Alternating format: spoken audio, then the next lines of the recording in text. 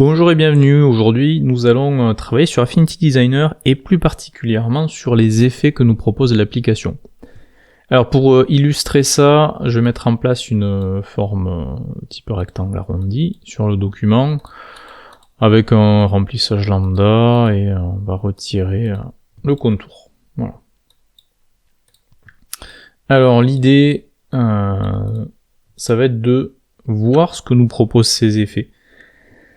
Et c'est assez bien disposé et visuel puisque vous avez à côté de la palette calque la palette effets et vous avez ici regroupé tous les effets proposés par Affinity Designer et vous verrez ce sont les mêmes que ceux que propose Affinity Photo d'ailleurs.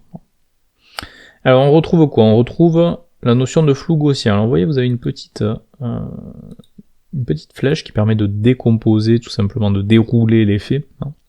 Donc pour le flou gaussien, on a par exemple ici le rayon du flou. Alors il faut cocher d'abord flou gaussien et ensuite activer ici la valeur de rayon pour voir qu'effectivement ça floute notre objet. Donc la première possibilité, le flou gaussien, alors je vais le désactiver. Vous avez ensuite ici l'ombre externe, donc pareil, on va cocher la case. Alors vous avez la couleur, l'opacité, le rayon, le décalage et l'angle. Alors on va déjà activer le rayon pour commencer à voir apparaître, vous le voyez ici, en débordement, l'ombre externe. On peut ensuite augmenter son opacité pour la rendre plus visible, elle est un petit peu transparente. On peut changer potentiellement sa couleur aussi, bon, on va rester sur quelque chose de noir. Et alors le décalage c'est tout simplement le décalage de l'ombre par rapport à la forme, en suivant ici l'angle précisé de 315 degrés. Donc si j'augmente le décalage, donc l'ombre se décale de l'objet de 100 pixels par rapport à cet angle de 315 degrés, angle que je peux faire varier d'ailleurs ici, tout simplement. Ou alors que je peux modifier en cliquant ici sur outil décalage. Donc si je clique là-dessus, je peux ensuite avec ma souris positionner l'ombre par rapport à mon objet. Donc voilà pour ce qui est de l'ombre externe. Alors on peut cumuler, j'ai pas cumulé les effets, mais on peut les cumuler.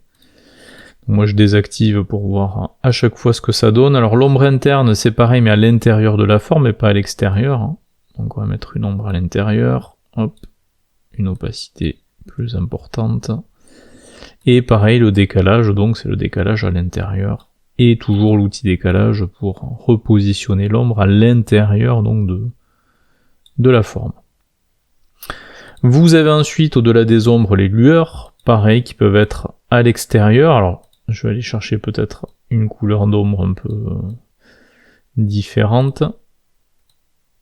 Voilà. Alors contrairement à l'ombre externe, on peut pas gérer l'angle et le décalage. Une lueur ça émane de l'objet, donc c'est similaire de chaque côté de l'objet. Vous avez la même chose en interne.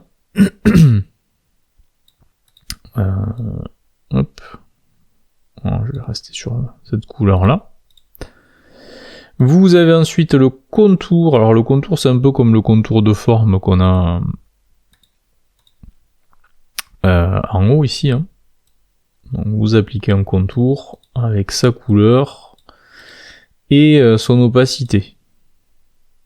Sauf que là, vous voyez, on peut pas définir de base si on veut le contour à l'extérieur ou à l'intérieur, donc vous pouvez avec le petit engrenage ici, en face de contour, accéder à un petit peu plus d'options. Vous voyez, mettre le contour au centre ou à l'intérieur, et aussi dire, on veut un dégradé tout simplement au niveau du contour, c'est faisable à partir de là.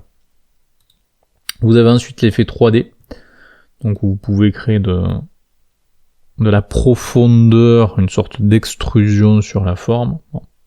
Toujours en passant par l'engrenage, vous avez plus d'options, vous pouvez notamment gérer la brillance de la matière. L'aspect spéculaire, c'est justement les points brillants qui sont plus ou moins justement clairs, par rapport à la brillance qui elle définit plus l'étendue.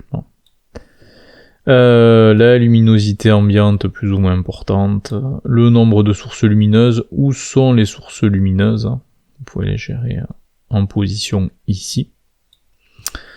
Bref, voilà, plus d'options en tout cas. Vous avez ensuite le biseau. Alors le biseau, c'est pour donner l'impression qu'on a tamponné sur la matière, hein. Donc ça nous donne vraiment cet aspect là de relief du coup.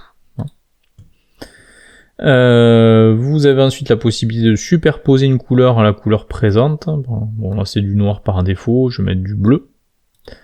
Et gérer ensuite l'opacité de la couleur. Donc forcément, si vous réduisez l'opacité à fond, vous avez la couleur d'origine qui revient. Vous avez ensuite la même chose avec le dégradé de couleur. Et alors il faut savoir que pareil pour superposition de couleurs et de dégradé, si vous allez sur l'engrenage, vous avez plus d'options. Et là, notamment, l'option de définir ici les étapes de dégradé de couleur. Voilà, tout simplement. Ah, j'ai pas changé l'étape, voilà, ici comme ça. De rajouter des étapes au dégradé si nécessaire. Et aussi et surtout, gérer le mode de fusion. Le mode de fusion de ce dégradé par rapport à la couleur d'origine. Donc là, on est en mode normal, ce qui veut dire que le dégradé prend le dessus sur la couleur d'origine, mais on pourrait, par exemple, dire on fait une superposition de couleurs ou un produit de couleurs. Ce qui ne nous donne pas au final les mêmes rendus. Et bien sûr, l'angle, je repasse en normal pour que vous voyez mieux la chose, l'angle tout simplement du dégradé. Non. Alors vous allez me dire, c'est vrai que contour et dégradé et couleur, ça peut se gérer directement sans passer par les effets. Et vous n'aurez pas tout à fait tort. Donc voilà pour ce qui était des effets disponibles dans Affinity Designer et on se retrouve très prochainement pour une nouvelle vidéo.